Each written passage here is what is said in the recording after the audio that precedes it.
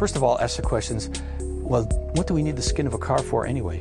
What's it there for? Does it have to be made out of metal? Do we have to make it always in the same manner? Or is it there for different purposes than we thought? In reality, the aspects of crash and stiffness and ride handling can be handled in a space frame type vehicle entirely without the skin.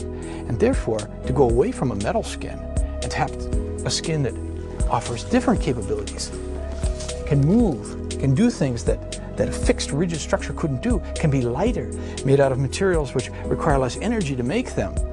That's something that the GINA Light model brings as a question. GINA is an acronym, a set of letters that stand for geometry, shapes, and function, how things work, in N as a way of saying infinite number, of adaptations, meaning there's a lot of change possible. This started a whole chain of ideas within the company here that GINA became not just a model that became a shape or just about cloth as a skin. It became about a thinking process, a philosophy that said, let's do things differently. Let's let materials talk in a different manner. And let's let tooling be a different issue instead of just the way to give us form. Well, one nice thing about GINA is the materials kind of lead the way. It doesn't take very much and you get an idea exactly what this car is going to be like.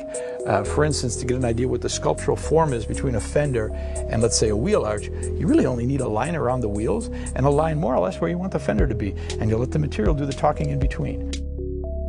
And then, just like you would if you were getting a suit made, you made the first mock-up, you made the first forms and patterns, you sewed it up, you tried it out, made another one a little bit closer, and when you finally got the final one, zip, you put it on. It takes about 2 hours to put the skin on this car.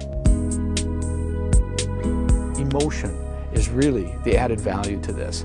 I mean, one way is saying you get better function or you get better alternative ways of doing things, but really we want to achieve a higher emotional plane out of this.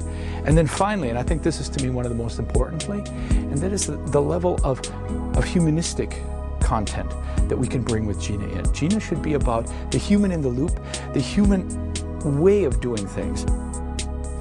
The GINA philosophy, in its short form, is about being flexible. Thinking flexible, acting flexible, context over dogma. That's it.